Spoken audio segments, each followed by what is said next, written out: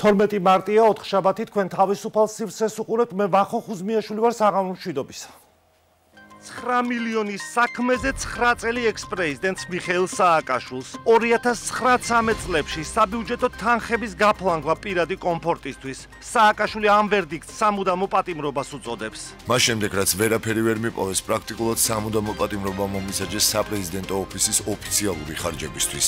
იქ არის ძალიან დეტალური ჩაშლა, თუ რაში იყენებდა იგი ბიუჯეტის თანხებს და შესაბამისად რა თქმა უნდა ეს იყო ლოგიკური განაჩენი. სააკაშვილის პატიმრობის იქით ქვეყანაში ადგილობრივი არჩევნებია დანიშნული. ოპოზიცია კი ისევ საპარლამენტო არჩევნებს მოითხოვს. როგორია ქვეყანაში შიდა პოლიტიკური ვითარება დღეს თავისუფალ სივრცეში რომან გოცირიძე, ბესარიონ გუგუშვილი, გურამ მაჭარაშვილი ხვდებით საღამოს ხრაზე. მას ასე რომან გოცირიძესთან დავიწყებთ ახლა ინტერვიუს, ის უკვე ხაზი არის საღამოშვიდობისა ბატონო რომან, მადლობა ჩართვისთვის. მოგესალმებით.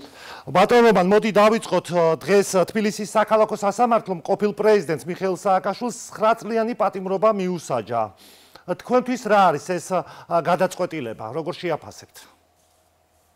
ჩემთვის კი არა ნებისმიერი ადამიანისათვის, ვისაც ოდნავ ჭკუა მოეკითხება, ეს გადაწყვეტილება არის ხელისუფლების მიერ სასამართლოზე ზემოქმედების შედეგად, თუმცა სასამართლოს არ არსებობს ქვეყანაში, მიხეილ სააკაშვილის პოლიტიკური დევნა, რომელიც აი ამ ასე ვთქვათ, უგუნური გადაწყვეტილებით გამოიხადა. 9 მილიონი, მე მოდით რადგან აჭარის ტელევიზიაში ვარ.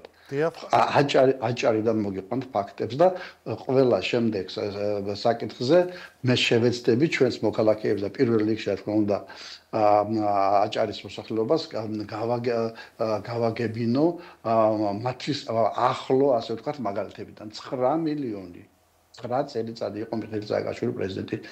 გაყავით 9-ზე და წელიწადში არის 1 მილიონი. სამდროშ ეს არის უცხოურ ვალუტაში $300,000. $300,000 დაწყებული თვითმფრინავში რომ ასე ვთქვათ სადღაც მიდიოდა და ბენზინს ასხამდა და დამთავრებული კაჩინსკის რომ ყვავილები მიუტანა და დაუდო დაგეყავა ყაველაშვილმა 80,000 ლარის ტენდერი გამოაცხადა და ყვავილების შეძენაზე. 80,000 ლარის და ეს ყვავილები და უმცირესობების იმაში რა ქვია ეთნიკური უმცირესობების დასახლებულ რეგიონებში წიგნები რო ჩაქონდა ბავშვებთან ესეც კი ხარჯებში ჩაუთვალეს. ყველა ხარჯი რაც კი მან გაწია 9 წელს განმავლობაში და მოუძებნეს 1-2 ასე ვთქვათ თუნდაც რაღაც პიჯაკების საქმეს ეძახიან ეს პოლიტიკურად ასე ვთქვათ გააბუქეს და ასეთის რომ იყოს შეიძლება იყოს ეს 200-იან აი ალანა გაგლოევასთვის ბილეთების თანხები თინა ბოკუჩავასთვის ტელეფონი გიგი უგულავასთვის კაბრიოლეტის დაქირავება ასე შემდეგ და ასე შემდეგ ესენი მოგონილია ბატონო რომან ეს ცით რა არის რადგან აჭარა ვახსენე ეს ყველაფერი არის წარმომადგენლობითი ხარჯები რომლებიც ტელეფონის შეძენვაც? ამ არ არის გამორიცხული ტელეფონი ეღირებოდა მაშინ 200, მაგრამ ტელეფონის შეძენაც არ ვიცი, მაგრამ თუ ეს ტელეფონი არის, ასე ვთქვათ, ამ მთავარი პრობლემა და შესაძლებელია, რომ იგივე წარმომადგენლობით ხარჯებს როცა ვამბობთ, ოდესაც მასაჟისტიც ის არის? წარმომადგენლობითი ხარჯია? 9 მილიონი 9 წელიწადში დაუთვალეს იუშენკო რო თბილისში ჩამოიყვანა და რესტორანში საჭმელი აჭამა და აი მოდით აჭარა რატომ ვახსენე? არა ბატონო მასაჟისტი აი მასაჟისტებისთვის აი ამდენი 1000-ის გადახდა საკუთარი შვილის სწავლის დაფინანსება აქ ეს საკითხებიც არის ბატონო და 9 წელიწადი მიუსაჯეს ამისათვის მიხეილ სააკაშვილს 90 წელიწადს მიუჯიან მაგალითად პრემიერ-მინისტრ ღარიბაშვილს რადგან 9 მილიონი ახსენეთ მე 9 მილიონს გეტყვით აჭარაში რადგან ვართ ახლა ამ ეთერში თავრობის ფონდიდან რომელსაც ქვია თავრობის სარეზერვო ფონდი თავრობამ გადაწყვიტა რომ აეშენებინა გონიოში რეგიონალური ფინანსური ცენტრი. ცათამბჯენები უნდა ყოფილიყო გონიოში, აქეთ თბილისის ზღვაზე. გამოიყო ეს ფული, გადაერიცხა 3 მილიონი ლარი 3 ტრანშად. ყოველ წლის ყოველ ამ გადარიცხვაში პარლამენტში განდაშტეხდი იმის გამო რომ ფულს ვერ იწყავს საქმე მაჩვენეთ რა გაკეთდა დაიქირავეს ბრიტანული კომპანია და ეს ფული გაქრა. არავინ იცის რას მოხმარდა, როდესაც ერთი ქაღალდის ნაგლეჯზე, ორიოდე სიტყვით თეზისებიც კი არ არის ჩამოწერილი ცალ გვერდზე 9 მილიონი რისთვის გამოიყენეს არადახარჯებაში გაფორმებული. ბატონობა, ეს ამართლებს თუნდაც რამე იყოს, თქვათ, აი დაუშვათ სხვა დარღვევები ამ ხელისუფლების პირობებში. ეს ამართლებს, რომ ქვეყნის პრეზიდენტმა ეს თანხები, საბიუჯეტო თანხები, ან გრიფით საიდუმლო რატო იყო საერთოდ მაშინ ეს? ნებისმიერი სხვა დანაშაული ამართლებს მეორე დანაშაულს? რატომ არის დღეს გრიფით საიდუმლო? რატომ არის დღეს პრეზიდენტის ადმინისტრაციის ხარჯები გრიფით საიდუმლო? თუ გახსოვთ, მიხეილ სააკაშვილმა მიმართა, მაშინ მარგველაშვილს მიმართა და მარგველაშვილიდან მოყოლებული დღემდე და აგერ ყაველაშვილია გაასაჯაროოს.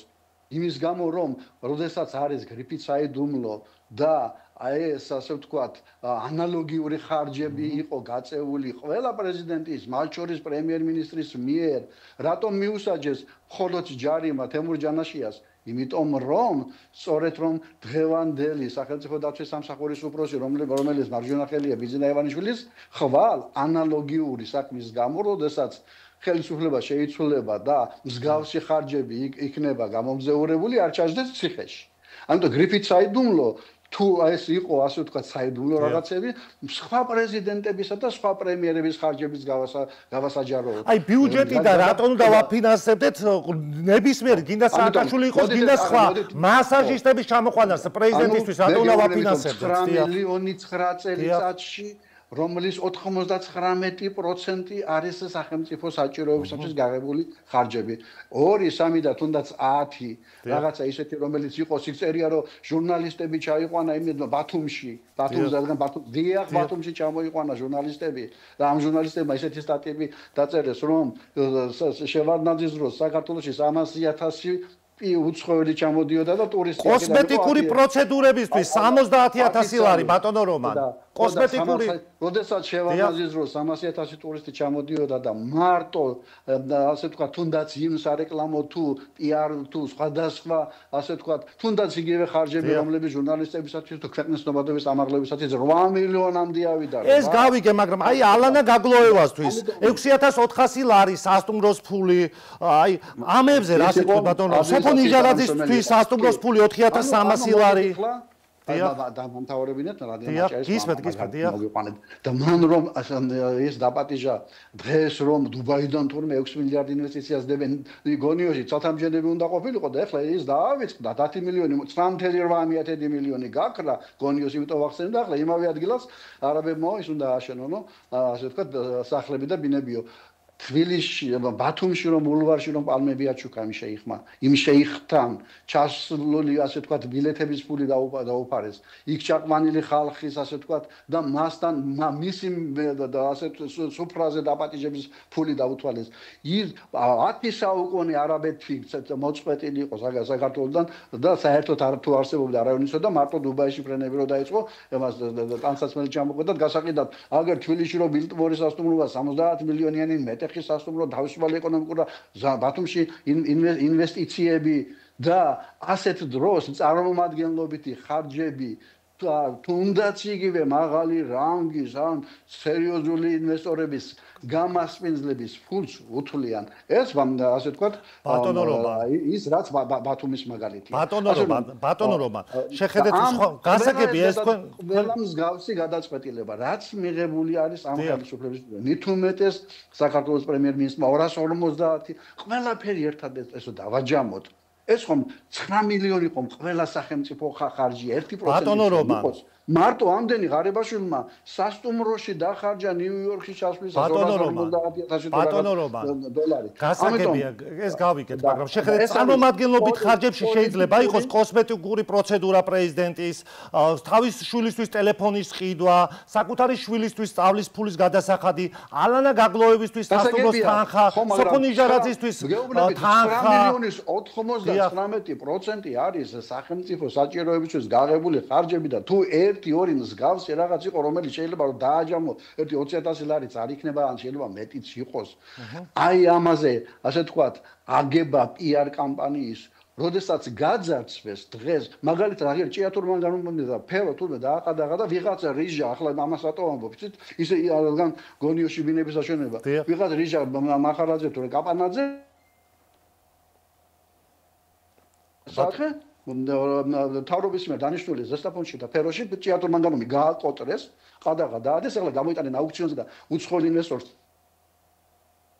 და გაყედიან და აგერ თურმე იმაში გარეუბანში უზარმაზარი მას 360-460 მილიონიან კოტეჯებიან რაღაცას აშენებს.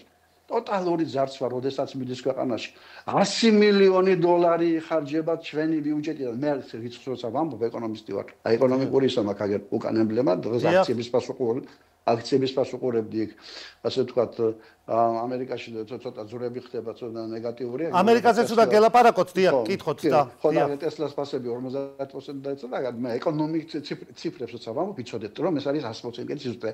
100 მილიონი ლარი იხარჯება ჩვენს ბიუჯეტის წარმომადგენლობითი ხარჯებისაგან. წარმომადგენლობითი ხარჯებზე არაა ბატონო რომან საუბარი აქვს. უცხოეთში KPI სიარული, უცხოელი ერთი სტუმარი რო ჩამოვა 10 და 20 რესტორანში მიყვება და საკეიფო ასე ვთქვათ და სხვა სახის ხარჯებია. ანუ ამ 100 მილიონი იხარჯება და რეალურად საგარეო საქმეთა მინისტრი რო წავალ, რა თქმა უნდა, კიდევაც ბატონო რომან, ეგრე ოპოზიცია სანამ სალომე ზურაბიშვილი გადმოვიდა და ოპოზიციის პოზიციაზე მახსოვს ტუალეტის ქაღალდებს უთვლიდა ოპოზიცია, რამდენს იყენებს პრეზიდენტის ადმინისტრაციაო. ამაზე არ არის წარმომადგენლობით ხარჯებზე. მე გეუბნებით პირადი მიზნებისთვის როცა არის. 100 მილიონი ღატაკი ქვეყნისთვის. ისე ვიმეორებ მიხეილ სააკაშვილს 9 მილიონს დავებიან 9 წელიწადში, გაყავით 9-ზე 1 მილიონი 300 2009 წლამდე არის ბატონო რომან 9 წელზე არ არის. ერთ დღეში $300,000 ერთ დღეში იპარავს დღეს.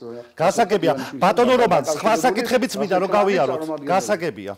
ბატონო რომან, ოპოზიცია დიდხანს არ იქნება მის ციხეში. გასაგებია.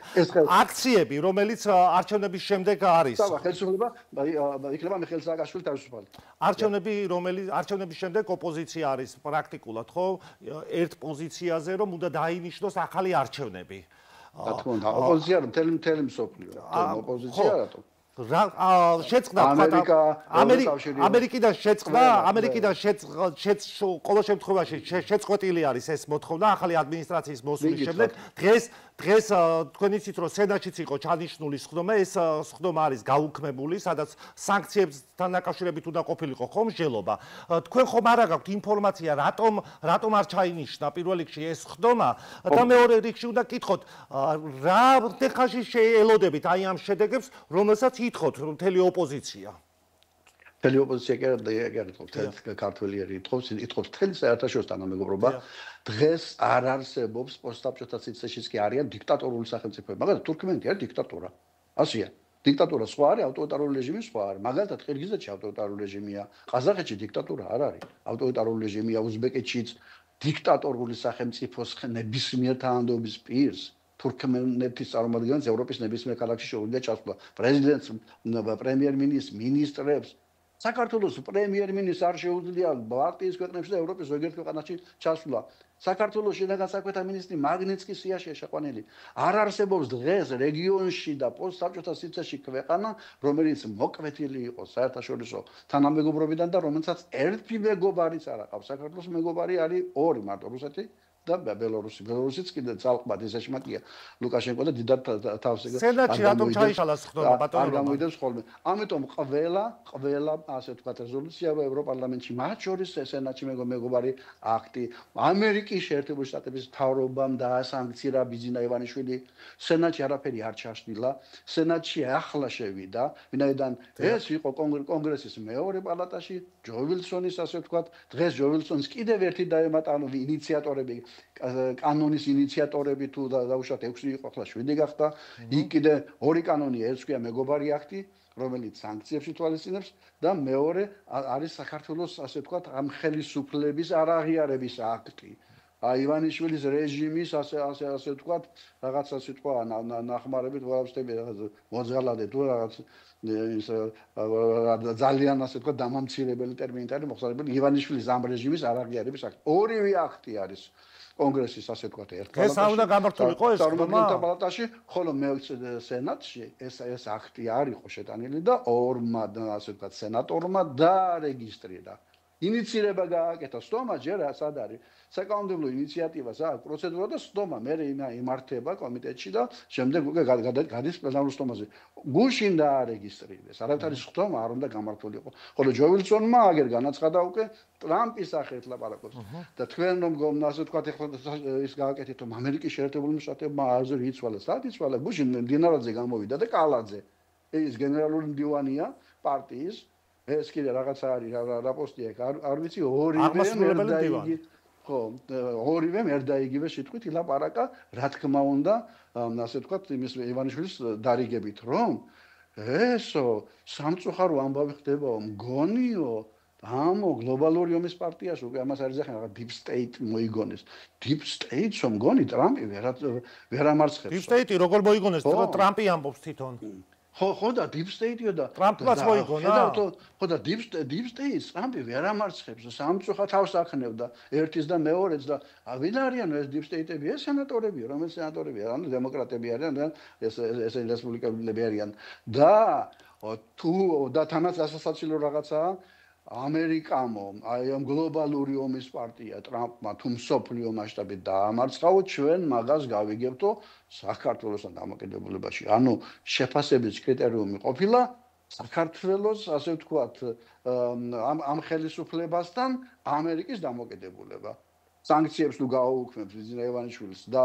თუ ამ ხელისუფლებასთან იმეგობრებს და ურთიერთობებს აღადგენს და გაუქმებულია სტრატეგიული კავშირი ამერიკასთან ხელშეკრულება ანუ თუ ეს საქართველოსთან არ აღადგინა ტრამპმა რაც არ უნდა აკეთოს მთელს დედამიწაზე არა გლობალური ომის პარტიას ურმე ბატონობა თავის დროზე გახსოვთ ალბათ როდესაც ბაიდენმა გაიმარჯვა ხო 2020-ში იგივე სააკაშვილი ამბობდა და გვარამიასთან ის ცნობილი ინტერვიუ თქვენ ანახი გეკდებათ რომ რუსეთის პარტნიორი არისო პირდაპირ ამბობდნენ ტრამპზე ახლაც გვესმის განცხადებები იგივე ოპოზიციის მხრიდან როგორ აკრიტიკებენ ტრამპს ხო იგივე დავით არჩიაშვილის მხრიდან რომ ძალიან ცუდი სიზმარი არის ამერიკისთვის ტრამპი. თქვენ როგორ უყურებთ? თქვენ როგორ უყურებთ? არის ექსპერტი არის და ნებისმიერ ადამიანს აქვს ტრამპის გაუკრიტიკებია და მაგრამ სააკაშვილი ამბობდა ამას, ხო? და ბაიდენის გაუკრიტიკებია და უამრავი კრიტიკა იყო და განსაკუთრებით სამხედრო სფეროში, როდესაც ბაიდენი აგვიანებდა სამხედრო დახმარებას უკრაინისადმი და ჯერ როდის მიცათ ის. მაგრამ სააკაშვილის მხრიდან ხომ ძინე ბრალდება იყო მისი მისამართით. არავითარი ბრალდება არ ყოფილა სააკაშვილი როგორ შეიძლება ტრამპის ასე ვთქვათ მოწინააღმდეგე ყოფილიყო ისევ რადგან აჭარა ვახსენე ბათუმში ღამით ქუჩებში დაატარებდა იმით პატარა მანქანით ბათუმში მოიყვანა ტრამპის ეს კოშკი რატო გააკეთა მაშინის განცხადება რაც გააკეთა სათამჯენი უნდა შედებინა ტრამპი ჩამოიყვანა ბათუმში და ბიზინა ევანიშვილმა ესო ტრამპი აფერისტიაო პირველივე დღით და ბათუმში თქვენ ბიზინა ევანიშვილმა სათქვა ამას ამბობდა რა ქვია სააკაშვილი გვარამიასთან ინტერვიუში ხო გახსოვთ აი ეგერ მაყურებლებს თუ არის საშუალება პროდიუსერს თუ მოიძებნება რომ გაუშვათ ეს ბიზინა ევანიშვილის განცხადება რომ ტრამპი არაფერ ფულს არდებს ტრამპი არაფერს არ აშენებს ეს აფერისტია თავის სახელს დაადებს იმას რა ქვია ამ შენობას დღეს ტრამპ თავი გვექნებოდა ბათუმში რომ არა ბიზინა ევანიშვილს თუ არ შეეშალა ხელი ამიტომ ამბებია რომ მიხეილ სააკაშვილი ტრამპზე არასდროს არ იტყოდა ასე ვთქვათ არა გაქვთ ეს ინტერვიუ უნანახი ხო და ვნახავ ეს გამორიც მე ძალიან კარგად ვიცი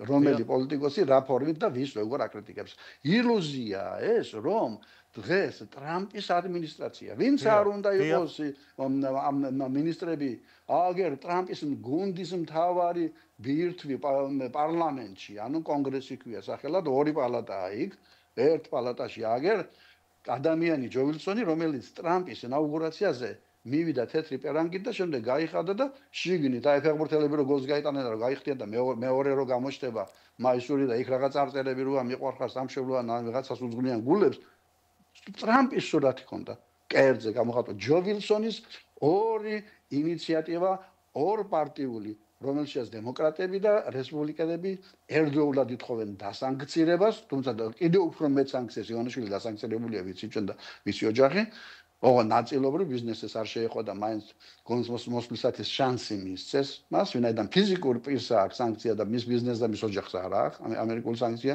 ჯერჯერობით თუმცა ამერიკულ შვეიცარიაში არსებული ფული და სანქციების ქვეშ მოვაყოლა ამერიკის ხაზინამ ორ პარტიული ასე ვთქვათ ერთსულოვანი დამოკიდებულება არის ნახავთ ეხლა ცოტა ხანში ამ ილუზიებს რომ მორჩება ეს ხელისუფლება უმეგობრო რუსეთთან ასე ვთქვათ მოთანამშრომლო ხელისუფლება რომ დაიწყებენ უკვე ახალ სიმღერას აუ ტრამპი ვინა ყოფილა კაცო ვერ დაამარცხა გლობალური ომის პარტია და გლობალური ომის პარტიამ დაამარცხა ტრამპი ოღონდ გვარს და სახელს არ იტყვიან ვინ არის გლობალური ომის პარტია და რას ნიშნავს ეს გლობალური ომის პარტია რომელიც ამარცხებს ამერიკის პრეზიდენტს ამერიკის კონგრესს მთელი ევროპა და მთელი მსოფლიო აქ დაპყრობილი და რა არის ეს ვიღაცა ერთმასულელმა კითხვა პარლამენტში რაღაც ოცნების წევრმა რომ ეს მასონები არიან იცით რომ მასონები რომ არსებობენ მას ეს სულებს და შეთქმულების თეორიებში ჩაძერულები მოყეთ ეს ხელისუფლება რომ და არჩევნები რომ ახსენე იქნება არჩევნები როდესაც ხელისუფლება ასეთ უგუნურ ნაბიჯებს დგას 5000 ლარიან მას ჯარიმებს უწესებს როდესაც ჩვენი მოქალაქეების დასაქმებული მოქალაქეების 50%-ის ხელფასი ხელზე ასაღები ხელფასი 6700 ლარია 5000 ლარიანს ერთ-ერთ აქტივისტს 70000 მიუტანეს და ეხლა ამას გადააჭარბებს პატაბურჭულაძე მე 7-ჯერ მიადგნენ ამოჩენებული ვიყავთ პატაბურჭულაძე იმიტომ რომ აი ამ იავნანა რომელიც მსოფლიო ასე ვთქვათ ვარსკვლავები ჩამოყავდა და პოპულარული იყო და ეშინოდა იგივანიშვილს ეს პრეზიდენტობის კანდიდატიც იყო ორი დროს პარტიაც ჰქონდა და თავისი ასე ვთქვათ პიროვნული ბოღმისა და მისი ავტორიტეტის გამო გადაეკიდა ამ კაცს და ეს რა ქვია დღემდე ყოველ დღე გასაგებია და აჯარიმებენ როდესაც ასეთ აგონიაში ხარ ეს ნიშნავს რომ ბოლო სტადია ხოჭ ლენინმა რომ თქვა რომ რა არის იმპერიალიზმი იმპერიალიზმი ეს არის პოვადი კაპიტალიზმი კაპიტალიზმის ბოლო რა არის ქართული ოცნების დღევანდელი მდგომარეობა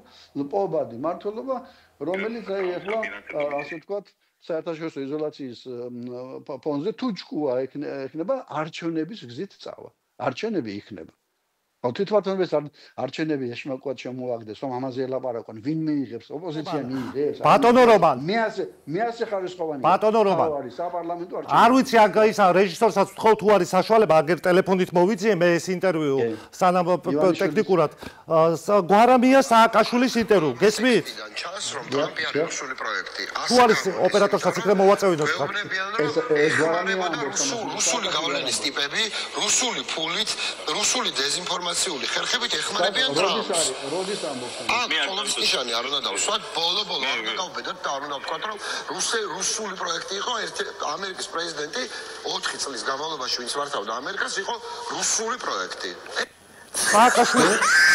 სააკაშვილი გვარამიას და რუსული პროექტი თუ იყო ტრამპი, დღეს როგორ შეიცვალა? 2020 წელს არის ეს. მე რა, ამას ხო ვამტკიცებთ, ამას გეკითხებოდით. სააკაშვილი ადასტურებს ამას. არაფერს არ ატყუილია ეს ამბობს სააკაშვილი ამას არ ადასტურებს. მოგასმენინოთ კიდე? სააკაშვილი მომასმენინეთ. სააკაშვილი გვარამიასთან ინტერვიუში ბატონო რომან. არა, სააკაშვილი პირიქით მას ეუბნება რომ არ არის ეს ასე. კარგით, მაშინ რომ დასრულდება ეს გადაცემა თქვენ ნახეთ, მაშინ ახლა რო აღარ დავკარგოთ დრო.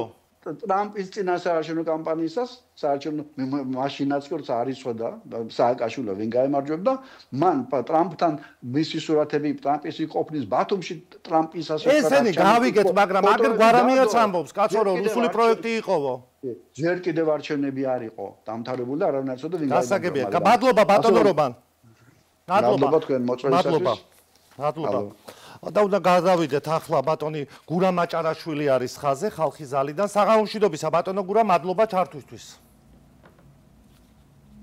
საღამომშვიდობისა მიესალმებით საზოგადოებას ახლა ვუსმენთ ბატონ რომან გოცირიძეს და თქვა რომ აუცილებლად გაგრძელდება დაახლოებით ასეთი შინაარსის განცხადება იყო მისი მხრიდან ამერიკის ძველი ადმინისტრაციის მიერ დაწყებული თქვათ სანქციები ახალი ადმინისტრაციის პირობებშიც და ეს არ ნიშნავს იმას რომ რამე აღარ იქნება თქვათ ზეწოლა საქართველოს ხელისუფლებაზე თქვენ როგორ შეაფასებდით აი ამ განცხადებას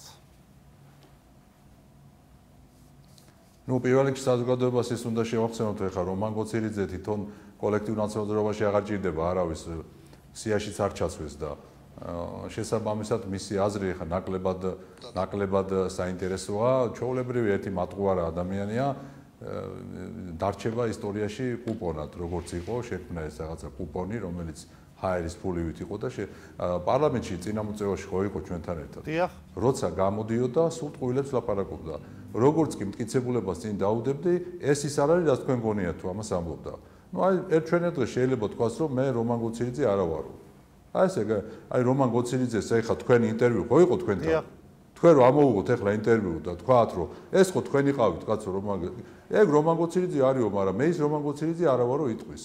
აი ესე ჩვეულებრივი მატყუარა და ცვიერი ადამიანია და მე არ მგონია რომ საზოგადოებას დავაკარგოთ თუნდაც დრო ასეთ ცვიერი ადამიანის ინტერვიუზე უბრალოდ საუბარი იმაზეა რაც თქვენ კითხვა დასვით რომ ჩვენ არც ტრამპზე, არც ბაიდენზე, არც კელი დეგნანზე პიროვნულად ჩვენ არაფერი არც პრობლემა ქონია, არც პოზიტიური დამოკიდებულება და სიყვარული ქონია და არც ზიზღი ქონია. ჩვენ ამას ყოველთვის ვამბობდით, გავახსენოთ საზოგადოებას ჩვენი ხალხის ძალის წერილები, სადაც პირდაპირ ვამბობდით, რომ ჩვენ ამერიკულ საზოგადოებასთან და ამერიკულ სახელმწიფოსთან არანაირი პრობლემა არ გვაქვს და ეს დადასტურდა.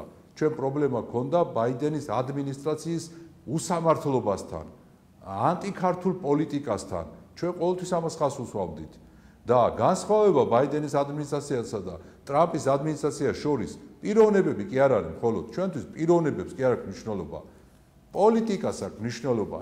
ჩვენ არც ის გვითქვამს არასდროს რომ ტრამპი მოვიდა ეხლა და საქართველოს შესახებ 1 საათი იზრუნებს დღეში და ასე შემდეგ.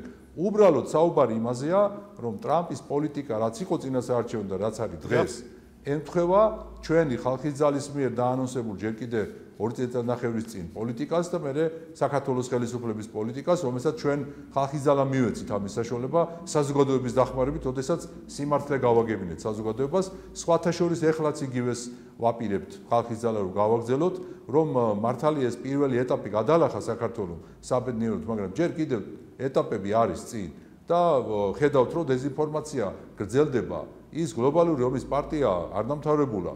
ეს ზეწოლები ჯერჯერობით სამწუხაროდ არ დამთავრებულა.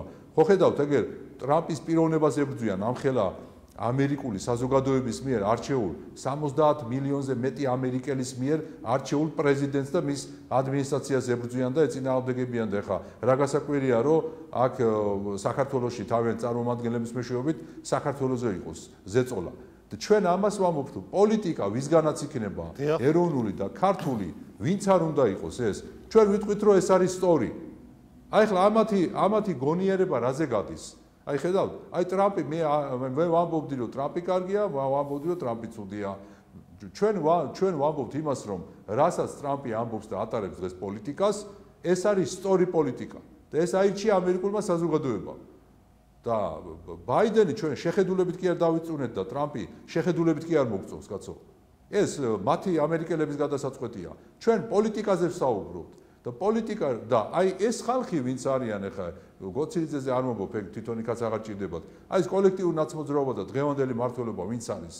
აი ის იმათ რო კითხო, მთავარი არის რომ მათი პატრონები რას იტყვიან იქ გლობალურ ომის პარტიაში.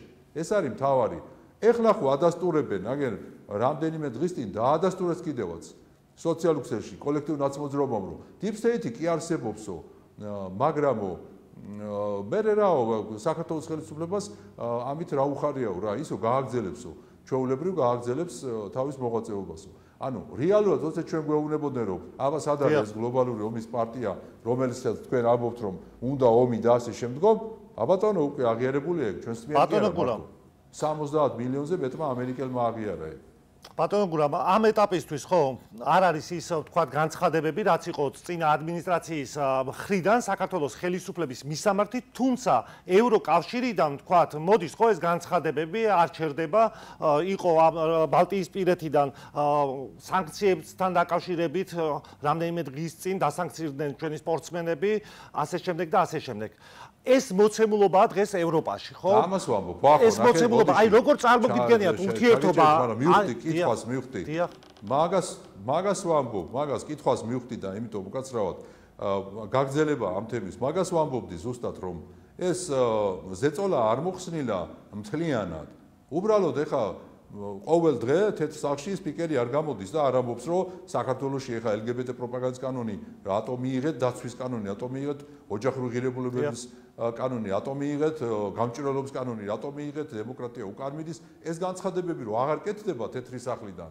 ესეც შეღავათია, რა თქმა უნდა. თუმცა ამავდროულად, რაც თქვენ ახსენეთ, ამ Deep State იგივე გლობალური ომის პარტია, რომელიც ჯერ კიდევ არსებობს, რა თქმა უნდა, ბიუროკრატიაში, ევროსაბჭოთა კავშირის ბიუროკრატიაში და კონგრესშიც ზოგიერთები, რა თქმა უნდა, ეს არსებობს და ზეწოლა არ მოხსნილა მთლიანად. შემცირდა, მაგრამ არ მოხსნილა. ამას ვამბობ ჩვენ და საზოგადოებას ყოველთვის ვეტყვით ამას, რომ ყურადღებაა საჭირო, ხელისუფლებასაც ყოველთვის ვეტყვით, რომ ყურადღებით უნდა იყვნენ, იმიტომ რომ კიდევ ერთხელ ვიმეორებ, დიდი სახელმწიფოები, აი ვახო გავახსენოთ, წინადადებით შემიძლია შევადარო, ჩვენი ხალხის ძალის წერილები, დიდი სახელმწიფოები შეთანხმდებიან და პატარა სახელმწიფოები გაიჭყლიტებიან. ხდება თუ არა ეს ჩვენ თვალწინ?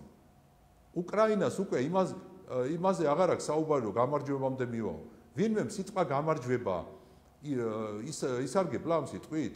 მოიხმარა ვინმე მე სიტყვა გამარჯვება? აბა გაიხსენეთ. ან უკრაინის ხელისუფლებამ თვითონ, ან ამერიკაში, ან ევროკავშირში, როცა 1 წლის წინ, 2 წლის წინ დამწყრევებულები ამას ამბობდნენ, უკრაინა იმარჯვებს და თქვენ აშვებით, რუსეთი მარცხდება და თქვენ აშვებით. ეხლა ვინმე საუბრობს სიტყვა გამარჯვება, გამოიყენა ვინმე ბოლო პერიოდში. აბა გაიხსენეთ ერთი. საუბარი მარტო იმაზეა, რომ რამდენს გადაიხდის უკრაინა ამერიკაში, 9 ტრილიონს თუ შედარებით ნაკლებს. ტერიტორიებზეც აღარ არის საუბარი, რომ დათმობს თუ არ დათმობს. ტერიტორიები უნდა დათმოსო, ცალსახათეუნებიან. საუბარი იმაზეა, უბრალოდ მშვიდობას დათანხმდება რუსეთი თუ არ დათანხმდება. აი პოსტფაქტუმ რაც არის დღეს და დღეს ვიცით, რომ სამწუხაროა, მაგრამ რუსეთის საოკუპაციო ჯარები წინ მიიწევენ. მოცემულობა სამწუხარო ეს არის, მაგრამ ეს არის მოცემულობა. ბატონო გურა. და დღეს ვინმე საუბრობს ამაზე, რომ უკრაინამ უნდა გაიმარჯვოს. აი ეს არის, ჩვენ ამას ვამბობდით ვახო და ეს დადგა ზუსტად სამწუხარო მოცემულობა და აი ამას შევახსენებთ საზოგადოებას ყოველთვის, რომ ჩვენ უნდა პრაგმატული პოლიტიკა ვატაროთ და ტრამპი ის აიჩევს ამერიკული საზოგადოება თუ ვისაც აიჩევს, ეს მათი გადასაწყვეტია და უსურვებთ, რა თქმა უნდა, ტრამპს, რომ ეს გლობალური ომის პარტია მაქსიმალურად შეასუსტოს, მაგრამ ჯერჯერობით ჩვენ ვაცხადებთ და ვეუბნებით საზოგადოებას, რომ ჩვენზე თეთრი სახლიდან შესუსტდა, აღარ არის ეს ანტიქართული განცხადებები, მაგრამ დანარჩენ შემთხვევაში ისევ არსებობს. 9 მილიონის საქმე.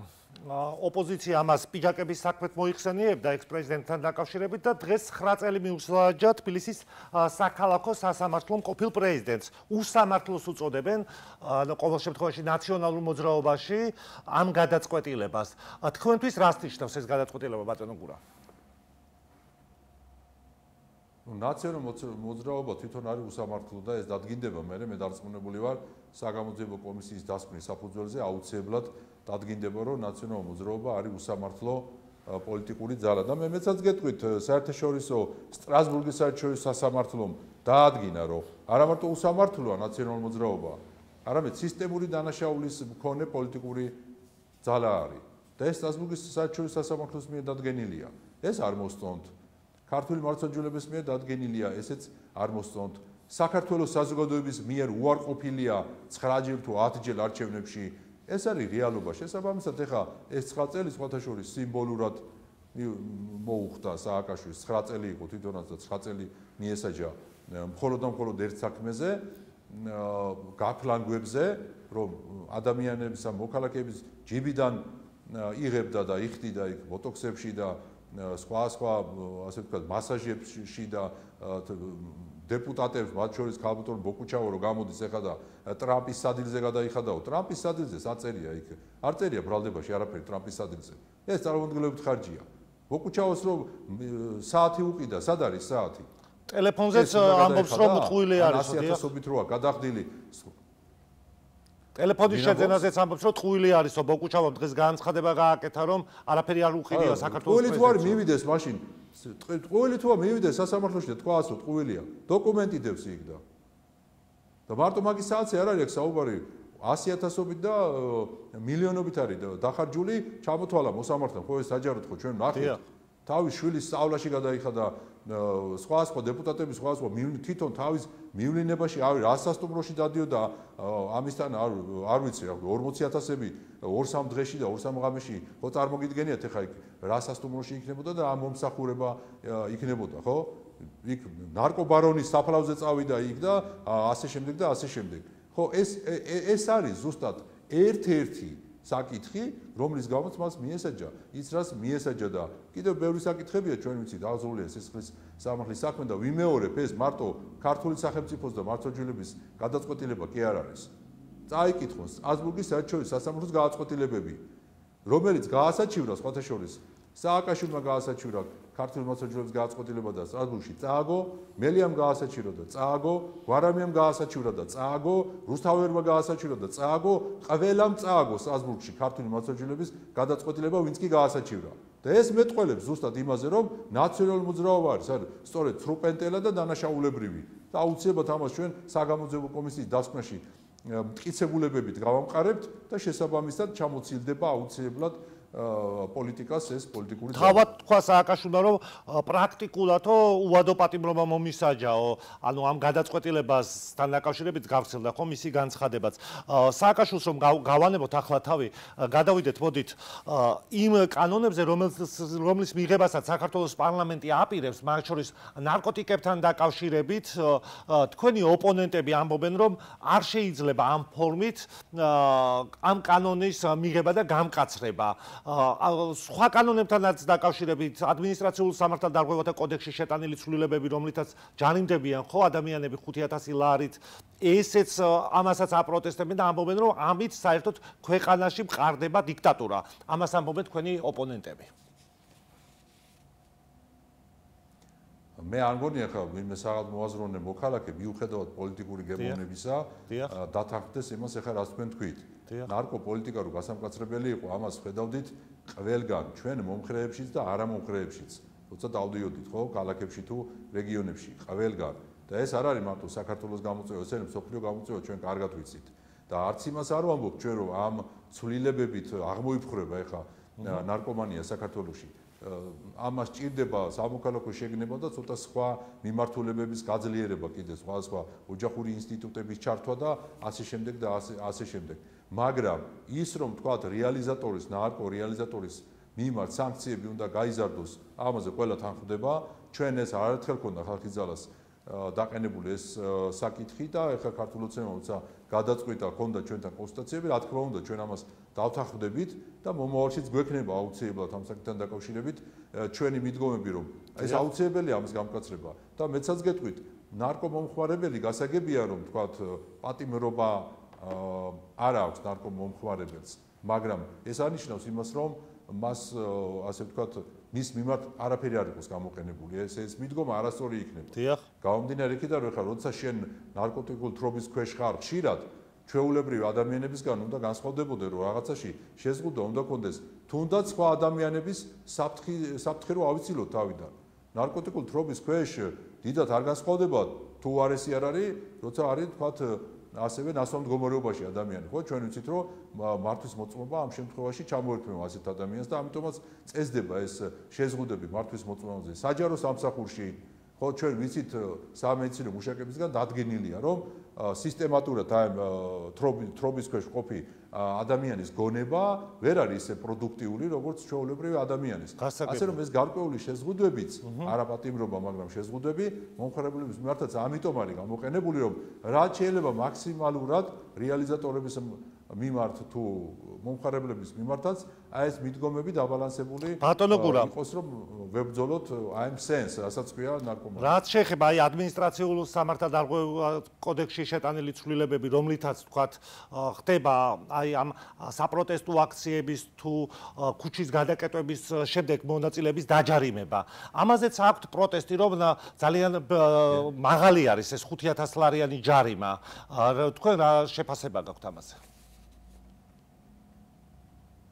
აღარ გადაკეტონ უკანონო და აღარ ექნება ჯარიმა, რას ქვია მაღალია ჯარიმა. რომელიმე პატიმარი მითხარით თქვენ, რომელსაც მიესაჯა თქვა სასჯელი და ის იტყვის რომ მე სამართლიანად მომესაჯა სასჯელი.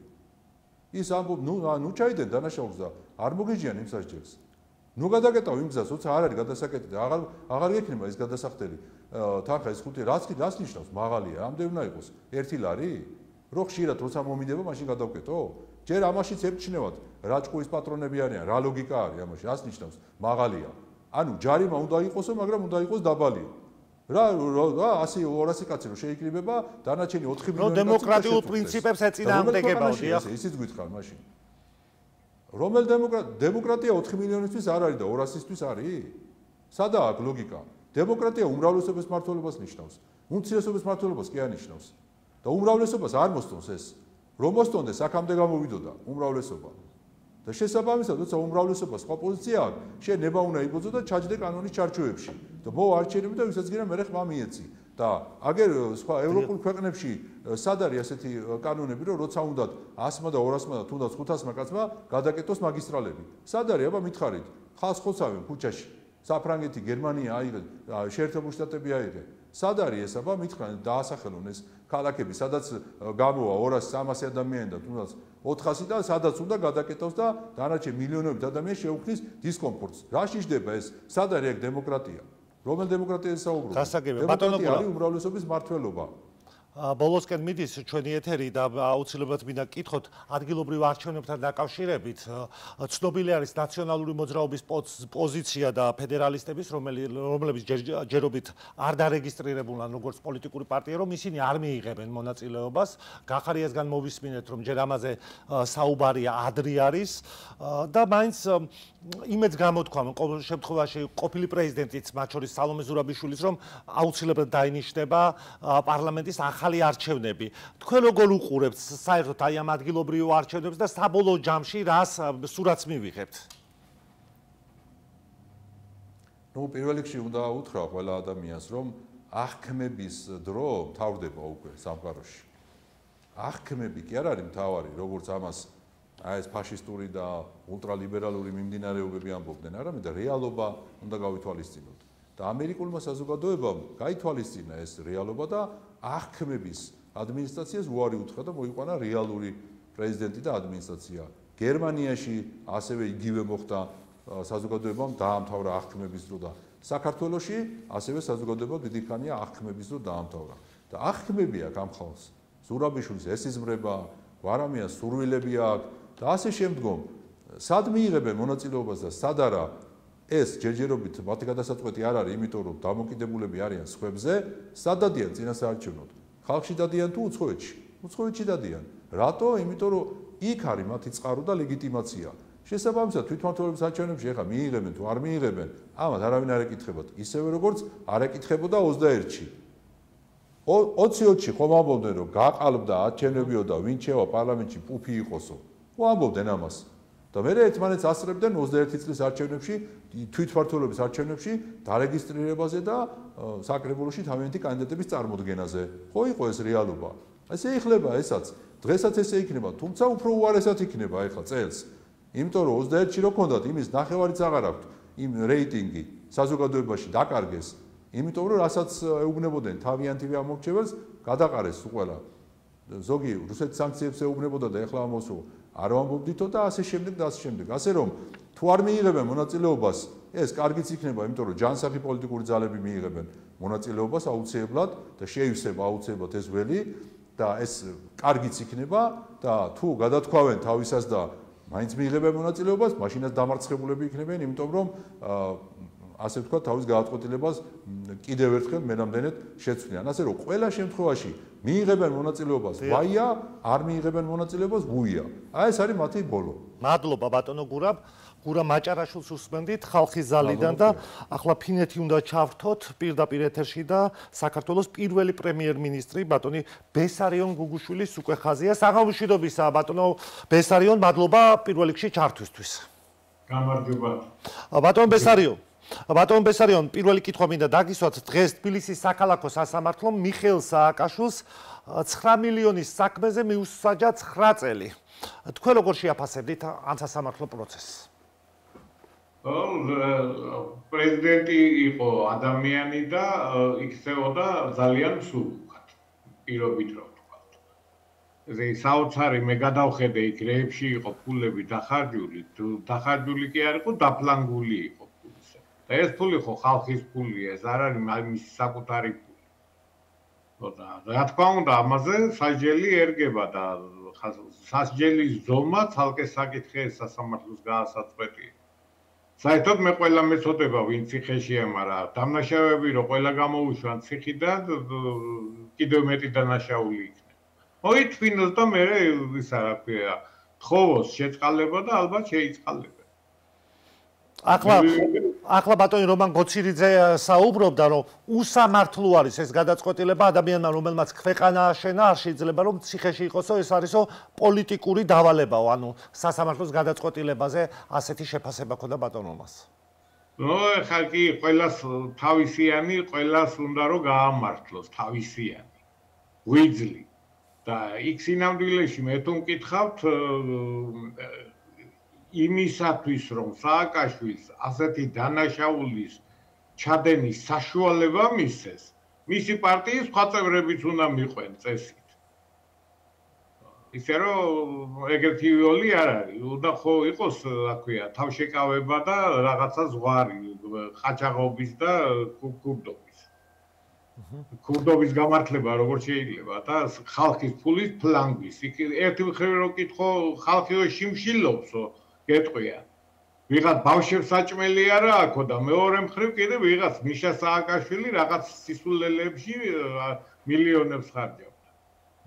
ბატონო ბესარიონ, როგორ უყურებთ იმ პროცესებს, რომელიც ჩვენს ქვეყანაში აი უკანასკნელ თვეებში მიმდინარეობს არჩევნების შემდეგ, ჩვენ ხედავთ რომ ადამიანები მართალია იმ რაოდენობით არა, როგორც დაიწყო საპროტესტო აქციების დროს, მაგრამ არის ეს საპროტესტო ვთქვათ გამოსვლები, იგივე საქართველოს ყოფილი პრეზიდენტი ქალბატონი ზურაბიშვილი აცხადებს, რომ აუცილებლად დაინიშნება ახალი არჩევნები. ამას აცხადებს ოპოზიციის დიდი ნაწილი. თქვენი განცდა როგორი არის, რა ხდება? ჩვენ წინა შეხვედრაზე, ჩვენი შეხვედრა იყო არჩევნებამდე. დიახ. იქ აღნიშნე მე, რომ ეს მიმდინარეობს სიძულვილის არჩევნები.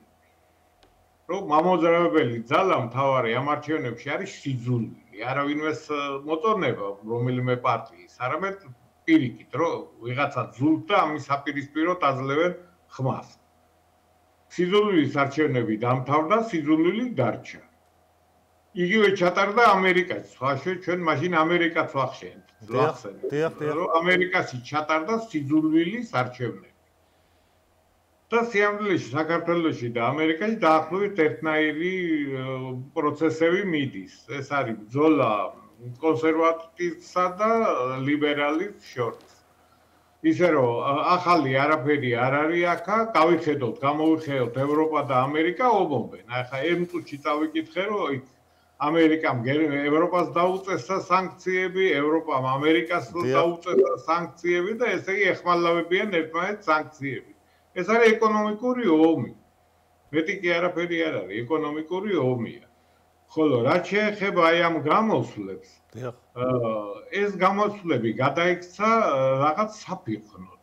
ტუსოვკასავით არის, იცით როგორ ეს ხალხი ქუჩაში გამოსვლას მიეჩვია. და მართლაც მესმის სამედროვე საზოგადოებაში ადამიანები არიან ატომიზირებულები.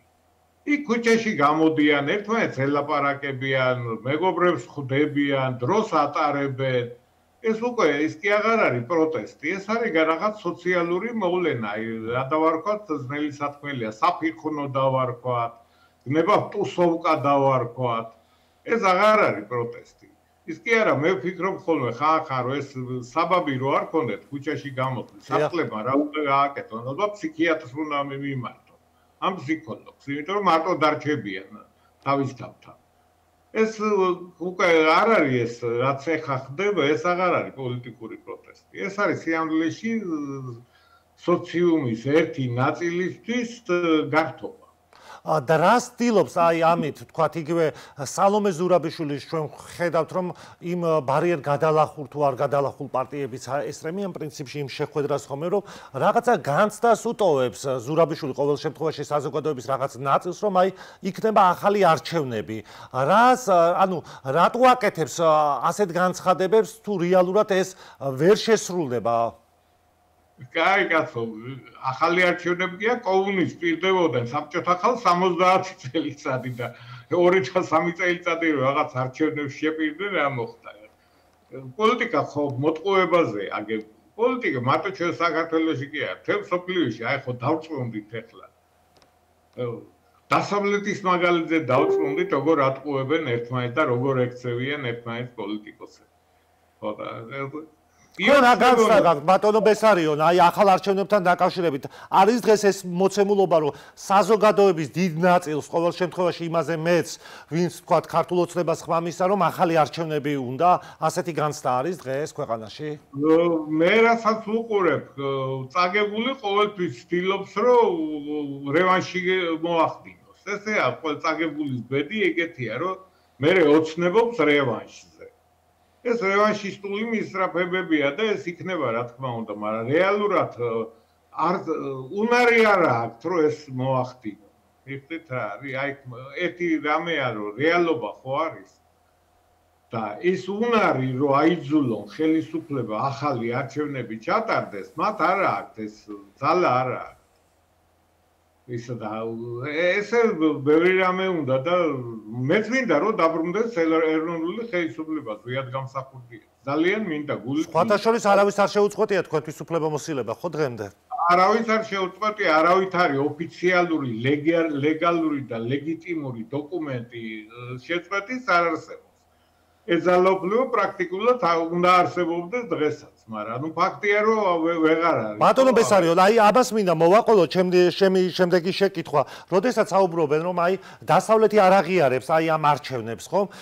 თუ საქართველოში როდისმე ჩატარებულა დემოკრატიული და პრინციპში ურთულეს დროს გაიმარჯვა, ხო, ეროვნულმა ძალებმა კომუნიზმის შემდეგ და მოხვედით თქვენ ხელისუფლებაში. შემდეგ აივირჩიეთ საქართველოს პრეზიდენტად ზვიად გამსახურდია, მე პრინციპში არასრულწლოვანი ვიყავი, საქართველოს მოქალაქეებმა, მათ შორის აფხაზეთსა და სამაჩაბლოშიც თუ არ ვცდები, იყო იქ არჩევნები, სადაც ავირჩიეთ ამხელა ლეგიტიმაციით ეროვნული ხელისუფლება. თქვენ ხელისუფლებასაც კი არ მისცა, ხო, მაშინ დასავლეთის დიდმა ნაწილმა ლეგიტიმაცია და არ აღიარებდნენ. თუ არ ვცდები, ზვიად გამსახურდია დევნილობაში იყო უკვე, როდესაც ამერიკამ აღიარა ეს არჩევნები თუ როგორ იყო, ზუსტად შეიძლება ვცდებოდე. ხო, მაგრამ ხომ არ ქონდა ლეგიტიმაცია, რასაც ქვია ესე დიდი მაშინაც.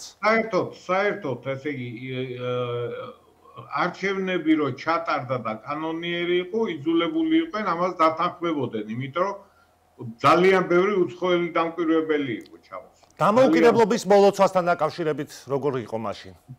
რაც შეეხება დამოუკიდებლობას, დამოუკიდებლობა საქართველოს კატეგორიულად არ უნდათ.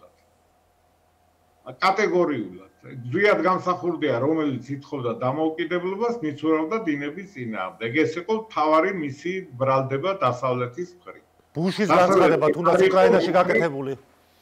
იგივე ხდებოდა, რაც ახლა ხდება და მაგაზე ახლა არის დავა, ხო? უკრაინა დავობს იმაზე, რომ ატომური ბომბები ჩვენ რატო არ გვერგო.